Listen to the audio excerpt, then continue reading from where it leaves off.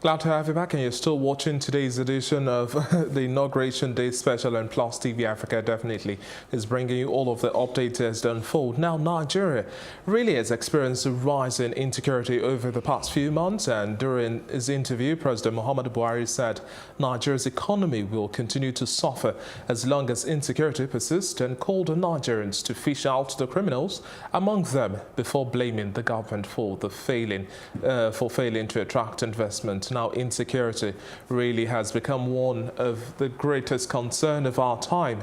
Joining us now in our Lagos studio is security expert Dennis Emakri, as well as Air Vice Marshal Femi Gbadebo. Gentlemen, good afternoon. And today it's Inauguration Day.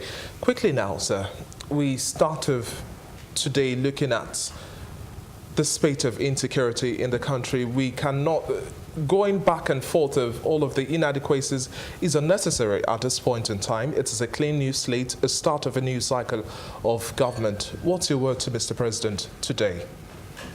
Well, first of all, big congratulations, and wish him good health. He needs to do a lot in this last 4 years, and as he has told Nigerians that Mr. Goslow is going to speed up things this time around. Be much more aggressive he needs in his a lot of approach energy to do that. In the area of security, I think we need to redefine the situation in the north. Yes, it's a security crisis, but I think it's more than just insurgency. I see it more as an explosion of a group of individuals who have been left to their own devices for too long.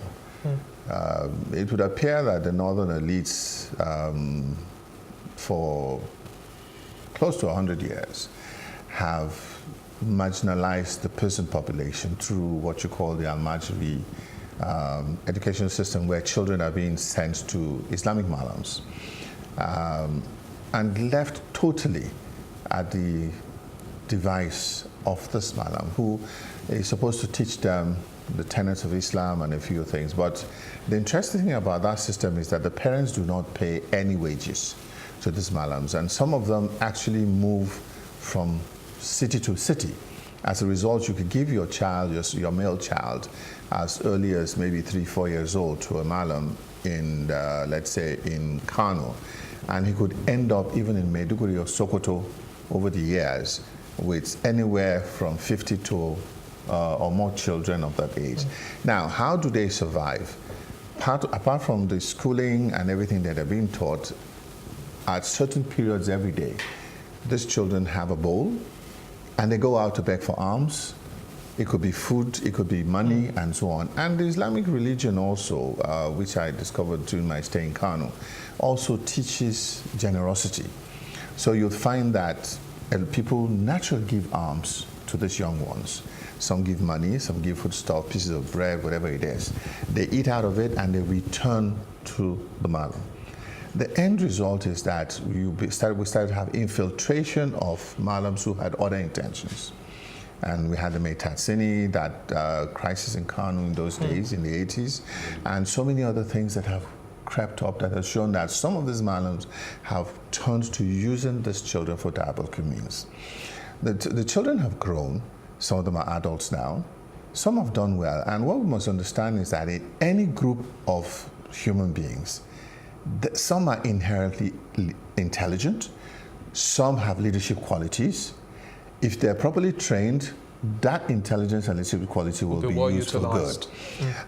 Where they're not trained, then you have the animalistic tendencies that come our ways about winner takes all.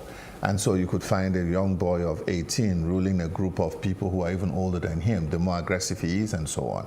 And that's, I think, what we have now. So we have a large population of uneducated, untrained, and actually untrainable young men who have been exposed to the modern devices and modern style of living. They watch films, whether it's Indian films or Chinese films, and now they're watching Western films. And the insurgents are coming in with weapons and all kinds of things that they're seeing. And so we saw it in Liberia when they had a few warlords, and then before you knew what's happened, they exploded. We saw it in Niger Delta when we had a few warlords, and it exploded, and we have generals all over the place. And now we're seeing it in the north, where there are pockets of criminal gangs who are masquerading under the same identity. I'm not saying that the insurgents are not there, but you have ready soldiers, and you also have people who have, these kidnappings and all are being done. Okay. Now, Dennis, quickly. Now, one of the issues that so many people have come hard on the president is the fact that he has not necessarily responded to the banditry, killings, kidnappings, insurgency in the country as would have been expected by some people in their own opinion.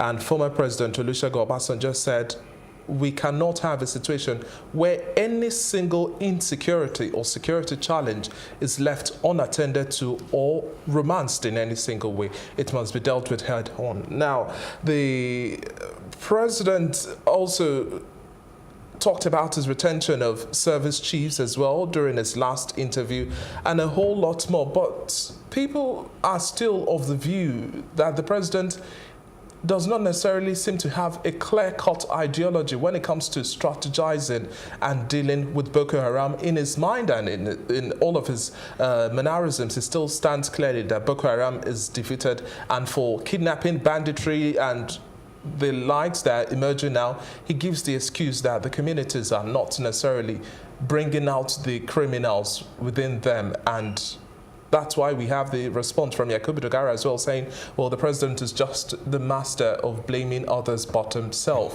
What do you make of this, all of these now, vis-a-vis a clean new slate? Lessons learned from 1999 up till date, 2015 up till date for the president.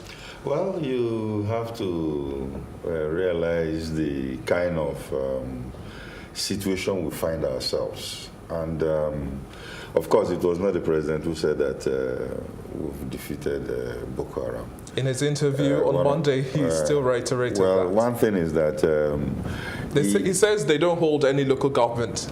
Well, that is not exactly the facts on the ground, because there are some local governments that are still under the rule of some of these insurgents. But you see, we are going to look at this matter holistically, because right from 1999 to present day, the threats that have been identified in the country are very worrisome.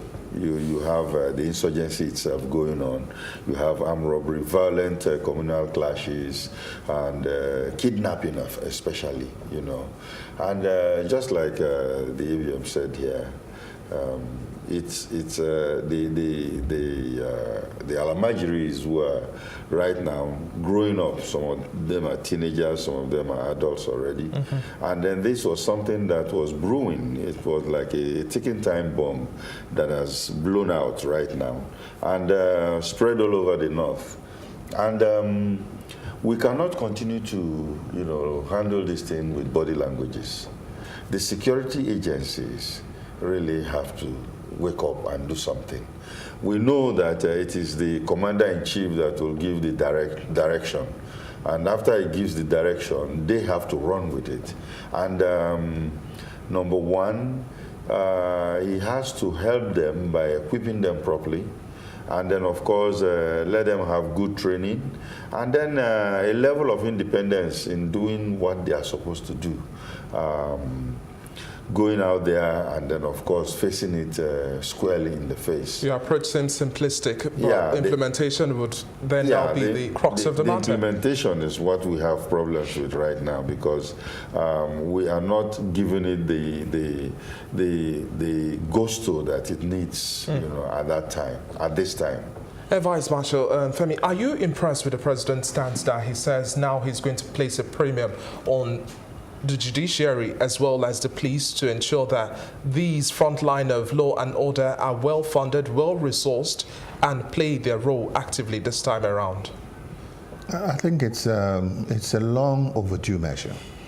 Our police system has collapsed, particularly in the rural areas, where you need to see the ramshackle buildings that stand out as police posts, and even the personnel there, how dejected they are. Even in the cities, you know, some of the extortion that's happening on the roads, it's because the police have been, can I say, dehumanized. You cannot keep a human being at a police post, let's say a checkpoint, for 24 hours. Where is he going to eat? Where is he going to eat himself? Where is he going to do one or two things? And unfortunately, what we're seeing is that some of them are actually at checkposts for like 7 days at a stretch. Cool. You know, so that creates its own problem. Then you go to a police station. What's the first thing they tell you?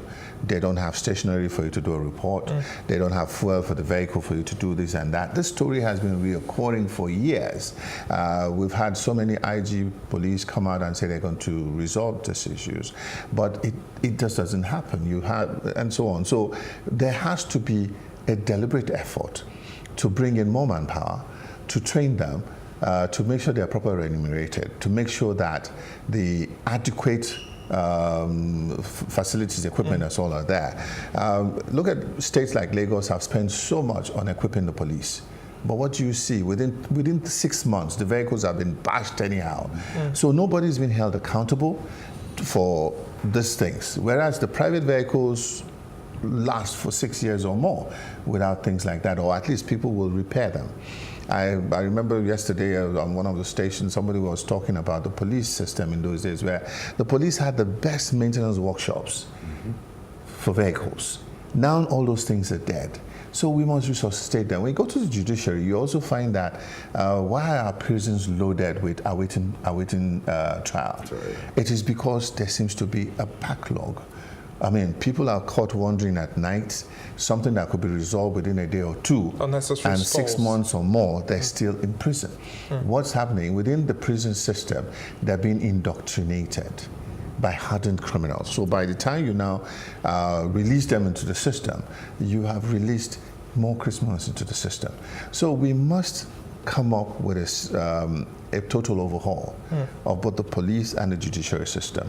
And I hope that he'll be able to. I'm talking about the president's word really now, standing his ground, saying that the police have to play their role this time around. Do you think we would likely see any touch on the matter that has been called so dearly, state policing? First of all, whether we're going to form state police or maintain the present structure, we can't continue to protect from the center. Yeah, well, I think this is 2019, and we should at least decentralize the police and adopt other forms of policing, because this particular form of policing that we're using, which was given to us by the colonial masters, is not working anymore. You know, there are so many ungoverned spaces in the country. This is a very large country, and all these ungoverned spaces are out there. That's why you have banditry. Nobody is going there, and they are very confident because they know that a policeman will not come there. Even if a police is coming there, it will take him some hours before he gets there. So they end up even having camps that they know no policeman will come to them. So if you now decentralize the police, you have state police, these state police people, or even in the community, will spread out nearer to the communities. And then, of course, policing, we also have to realize in this country is that it's not just that organization alone. We are all policemen. Well, one of our governors clearly stated out that, well, there is no governor in Nigeria today who is the executive governor of any state that can tackle security in the country. Do you think that's a responsible statement to be made? It's not. You see, it's talking about the gravity of insecurity in the country. And even former President Olusegun Obasanjo also touched on the fact that now, I don't want to necessarily delve on the Islamization and Fulanization agenda, but it says that in all of these different situations, the meltdown has gone beyond the way they started, so we can't handle it by ourselves. And we have a governor of a state also saying, even at state levels, we can't do anything. under the present system, the structure that we have. But you can see that states like Lagos State have brought in last month to help with traffic police, traffic control, and so on. I would like to join my colleague here in what he said. We as a young man, we had native authority police. Yes. These are part of what the colonial masters left for us. And it worked very well because these were people that were local to the area. You didn't move somebody from this local government to the other local government. He was there and so on. And the fear with the state police thing, I think is because people are feeling that a state governor is going to create a uniformed force that we will use to intimidate and so on. But when we look at countries like the United States and others who have different levels of policing, it's about setting out clear rules of operation and seniority. How do we replicate this in Nigeria? The way you do it is to start, first of all, say that the Nigeria police is the superior authority when it comes to policing. So whoever, let's say a state like Lagos would put in as head of their own police will still be subservient to the commissioner of police in that state, and there will be limitations to what he can do. Even there are private organizations now that are working with the police, like in the oil company and all, who have what they call this SPI, Experimental Police Units. Yes, and what they do is that within that premises, this police operates. They can arrest, they don't detain, they hand over to the DPO and the police in the area who takes over the trial, prosecution, and every other thing. Those things, if they are properly spelled out, with the National Assembly and everybody else can do for us, you end up in a situation where even a local government chairman, out of his resources, and what we are calling police community relations, can get the community to help fund. I mean, we should do away with the word we call vigilante. Vigilante is a little bit too crude for the modern day times because they don't wear uniforms. They don't wear uniforms. They use crude weapon tools. And who is regulating them? Who knows where they're coming from? Who knows what they do after that? But they play an integral part in community they policing. do. But you see, when you now train them properly and you get them organized, then we know what's happening, and it also will create employment. Now, the Senate also called the National Assembly called the acting Inspector General of Police, and then to come give explanations for the state of insecurity in the country. And just like Femi here mentioned, he touched on the lack of.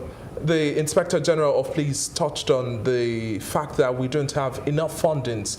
Now, with a budget of over 8 trillion naira now, where will this money really come to fund the police once again? And if the president touched on the frosty relationship between the 8th National Assembly and the executive, now that we would have the governor-elect on the clean, the president, who has already been sworn in now, and then the 9th National Assembly, do you think we'll still see an increase in the release of funds this time around, or will we still go around mentioning the same issue, lack of funds? I think we have to prioritize our spending, so to say. Because, okay, now look at, I said it before in another forum, whereby the Inspector General of Police went to the Senate to, they want to question him why we're having this insecurity. I thought it would have been the best time for him to, lay out all the requirements about funding that he lacks. And they, being the people, paid more than any legislator in the world, should be able to say, okay, let's cut some of our funding. If you are patriotic enough and you want to fight this insecurity problem, cut out some of this thing, and they can fund the police. Do they necessarily have to cut their funds? Instead, we strategize on better ways of growing revenue. There's too much extra funds in certain private hands, and let's readjust it, okay? And then, remember, for the past 4 years, all the governors received 15 trillion naira as security fund. Now, like where is that money? Okay, now you're having this insecurity going on. Why can't, in fact, they should be accountable for it. Some reports have it that the governors are intentional with the state of insecurity just to have these briefs. But nothing is changing, you see, and you are collecting the funds, nothing is changing in your own state. So you should be able to account for it. Because if you don't account for it and you have that money, and you say, oh, of course, it's security fund, nobody can audit it. But this insecurity is there and you're not facing it. We know some states are handling it properly, but like Lagos now, they spend a lot of, money on security, LASMA, even the Nigeria police. But some states just collect the money and that's it. So what is happening? Do you think the Governors Forum now would be able to address these issues moving forward? No, it's not about thinking they would want to. It is the Nigerian public has to demand for it. Yes. You see, an individual who has a very nice office is not on his own free will going to reduce his entitlements just to make everybody else happy. He's actually prone to be looking for more entitlements. That's why you find that when you talk about insecurity, the governor is buying more bulletproof vehicles for himself. He's protecting himself from the people he's supposed to be protecting. Okay, the rich man is building higher fences and putting electrical fencing and all that, instead of understanding the fact that we need to create a situation where there is more security and in the society. If you go into the issue of the policing, again, something that we need to take seriously, we need to withdraw the police from private individuals. You see, when you go outside Nigeria, what you find certain people doing is that they empower private security agencies to do a lot of what Nigeria police is doing in this country. Certain key individuals, maybe the president, maybe the governor, would have certain things done, but no private individual and even government officials at a certain level will not have that. If, for instance, this organization, and you can see it, even if you go to weddings in Lagos, what's happening today, you have all kinds of private security organizations providing the security. If you go to, some individuals have learned now that you get better private security in your house than trying to get the DPO to give you 2 policemen in front of your house, and so on. And when we begin to institutionalize this thing, we will get to a stage where even under the Ministry of Defense, you will have certain people who are recruited to provide security, and it will not be the number of policemen or the military men we have. That's a problem we have in Nigeria. When you say, how many men do you have under arms, we'll give you a figure. When you ask the IG, how many policemen you have, he gives you a figure. But what he fails to tell you is that a large population of them are not really on the streets, are not really where they should be. And so we must remove that from what we call the active service. And moving forward now, away from the police, let's take a look at the army now. Some have also questioned why the president, at certain instances, we didn't necessarily see a reshuffle with the service chiefs. We haven't seen a change in strategy. But what's now your expectation of the president when he's holding talks with the heads of the army and other security apparatus this time around? Well, yesterday there was a meeting of all the security. It's always a closed door session. Yeah, well, of course it is. And of course, we can speculate on what was going on there. This is a new dawn, so to say. Which demands a new strategy. Yes, and then of course, new strategy, and then of course, even the service chiefs. Right now, they're all on their toes because they know if they don't deliver as expected, they could move. Now, the thing is that they've been there. Most of them have been here with him since he came into office. Okay, and for those that have been there, I think it's time for them to. Many people have been calling for the rejigging of the security architecture or security top brass, but it needs to pump in new blood because there are new, younger officers with new ideas that he could use. The president gave the excuse that for all of these service chiefs that were there, the reason for not having any reshuffle is the fact that they had to stay there and then understand their different mandates and then deliver.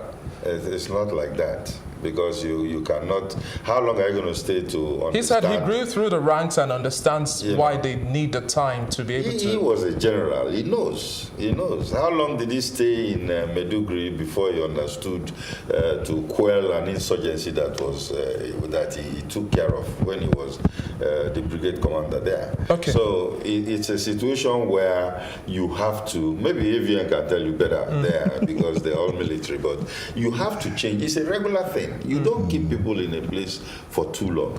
Boko Haram is coming with a stronger fight this time around. As they say, you can't decide to fight corruption and not expect it to fight back. You can't fight insurgency and not expect it to fight back.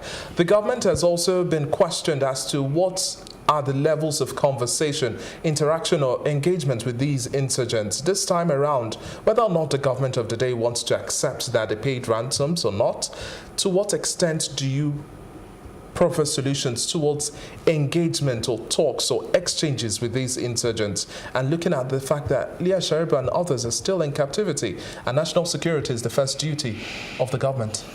It's a very difficult call. You see, Nigerians, all Nigerians, including myself, want Leah Sharibu released, especially when you consider the circumstances under which she was singled out.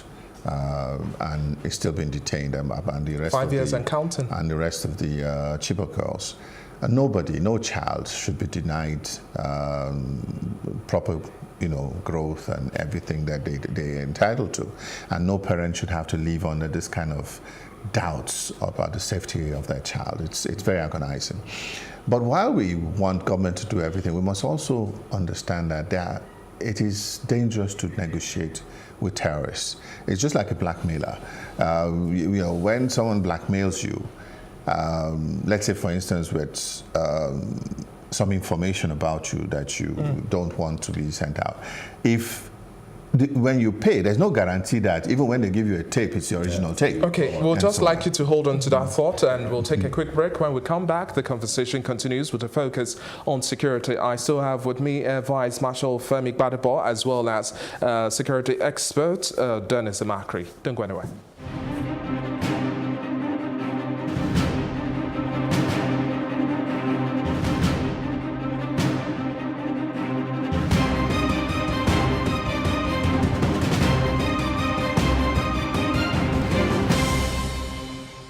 Glad to have you back, and it's still the Inauguration Day special, and I still have with me security expert Dennis Amakri, as well as Air Vice Marshal Femi Gbadebo, as well in our Lagos studio. And before that short break, we were talking about national security, and to what extent would you expect engagement from the federal government today and then moving forward due to 2023 in terms of relating with insurgents? Now, people have questioned the engagement the president and then his team have had with all of these insurgents when it came to exchanges. But really, though, for example, President Trump has said under no situation should the government have any sort of exchange with insurgents. Do you think our president understands that language? Because some have speculated that irrespective of whatever the government has told us, there are still ransoms being paid. Well, I have no doubt that the president, being a retired military general, understands that language, because when you begin to pay ransom, you are actually encouraging more cases of kidnappings. It's just like we were seeing bombings and things like that in the Niger Delta. The more you settle, the more breakup. You see, you're dealing with one group that you have settled, but once you don't have someone who controls all the insurgents, other factions will come out trying to get their own share of the cake. But what I believe is happening is that you can also have interested parties who will come in as middlemen on your behalf, who would negotiate on your behalf, who will do certain things. So they can be called, it's just like having a consultant who goes out to do something on your behalf. The consultant charges you 20 million naira. He gets the job done. Whether he gives the other person 10 million is not my business. So, but it's not as if federal government sits on a table with insurgents and they're negotiating and they're sharing money or anything like that. That would not be something good at all. Do you think the government of the day now has the ability to be able to protect every single Nigerian today? That question is a very well, anyway, let's put it this way. The primary responsibility of any government is to protect life and property of the citizens. To the extent where you do it, depends on... That has been questioned for the past 4 years. Now it's a clean slate again. Yeah, it's a clean slate, but, well, you can't say clean slate because we still have issues on the table. The dashboard is still filled up with certain things, So we expect the government to be very, very steadfast in what it's doing.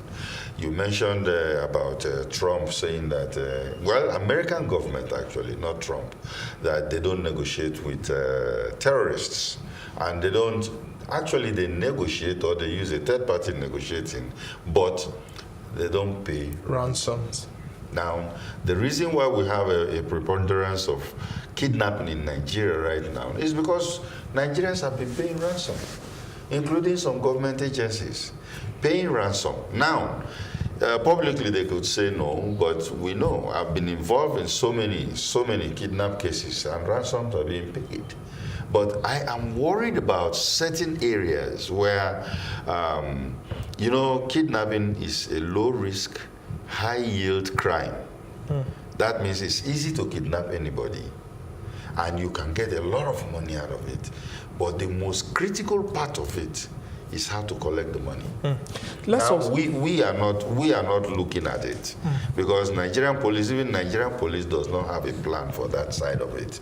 Because if you make it very difficult for any kidnapper to pick the money, then, even right now, you will know, before ransoms are being paid, it takes a whole day because they will keep on sending the person that is with the money around the whole city. Before they will tell you, okay, drop it here, they will come and pick it up. Okay, but if you make it difficult, it becomes a problem for them. Because most times you can collect the money, but with the money they can trace you. And there are many different things they can do about that. Let's talk about the culture of silence that we've had either from the police or the army or any other security apparatus. One of the biggest challenges we've also had in the past 4 years is the fact that the army, the police or our security operatives are quick to celebrate their victories, but in areas where they're not necessarily living up to their mandates, they silence those stories. And then they say the media is not expected to carry those stories because you are going to fuel or give room for speculations. What's your message now to our security operatives that if you don't provide the information, then it gives room for people to speculate, and it is their responsibility to keep us informed, although we understand confidentiality in certain instances. But convincing information must be put out there, don't you think? Yes, you need to give out information, but you need to manage information. I don't think it's in the best interests of a woman to be sitting in her house and to hear on the network news that her husband was just killed, or to see the gory bodies of soldiers in a particular unit. Every woman knows the unit of her husband, even parents and friends, you understand. So while for the media it's news, but for the military, it is something that needs management. So you're giving excuse for the culture of silence we've had, even in areas of inadequacy. It's not a culture of silence. You can see that things have changed a lot in the last few years. I'll tell you, as a young man, when I was flying, when we'll have a plane crash, sometimes for a week, the system is denying that there was a plane crash. Even everybody knew that, we lost one of our planes. Now you can see with the Air Force, a plane crashes in Maiduguri this morning, and within a couple of hours, the news is already out there. Sometimes even the identity of the persons involved is released. It's a balance of technology, because also even if the media doesn't do it these days, there are individuals who use social media to do it. So you also have to make sure that the right people are contacted and at least the immediate family, wife, next of kins are also being managed. It's not just about giving them the news, it's about managing them during that initial process of crisis. But let me even add to that. One thing we have to realize is that terrorists, one of their major objectives is publicity. They want to publicize whatever they've done. And they use that as a game in warfare against whoever government that they are fighting. Now in Nigeria, we discovered that our press, the media itself, is so fast in reporting. Oh, 11 soldiers killed. Oh, a Nigerian Air Force plane shot down, and all that. And these, in fact, indirectly, you know what you're doing? You are supporting the terrorists because they're happy when they see those things. I'll give you an example. When they went to New Zealand to go and Christchurch shoot, at the mosques, the president of New Zealand came out to say that they are not going to mention the name of that shooter. They will mention the names of the people that he killed because they are not going to give him the honor of even mentioning his name. If there's anything in Israel that happened today, you bomb anywhere in Israel, before you know it, they've wiped it clean and then as if nothing happened. Because what the terrorists are looking for is publicity, that they've destroyed this, they've killed how many people, and they're happy about it. We cannot keep on supporting that. And I think our Nigerian media have to learn that. We have to support our troops. Okay, and then as we're rounding up conversations now, let's also talk about areas of airing officers, because that's one area we also have to touch on. If the president is saying that, well, improving our police or security situation, we also have to deal with the men who are put out there to protect us. But we've not necessarily seen situations where we've seen justice being served when we look at airing officers, from trigger-happy ones to ones who are just unruly in their behavior. Now, what's also your message to the heads of all of these security apparatuses this time around, moving forward to once again regain the confidence of the Nigerian in believing that we are truly here to protect you? Now, let me say here now that every uniformed person is subject to two laws.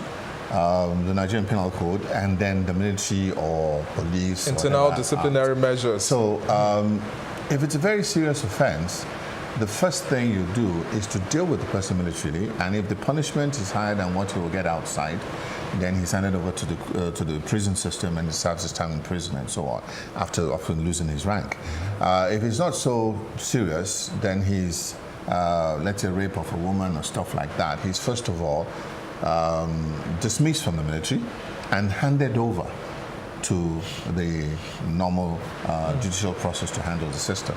A lot of it has been done, and we're seeing a lot of publicity being done. What used to happen in the past is like when you had court martials and all, sometimes they are rushed, and the military personnel don't get adequate representation or legal representation.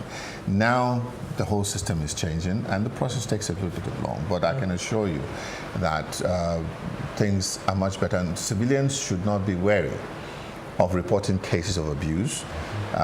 It helps when you can document it with the videos and stuff, and we can see some of them being done.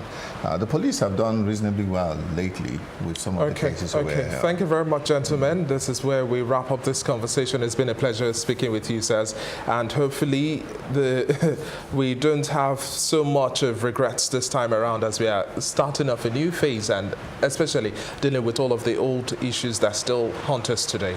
Thank you very much for your time. It's been a pleasure speaking with you. Thank you so now we'll take a quick break, and after the break we'll be talking about the law and judiciary. Don't go anywhere.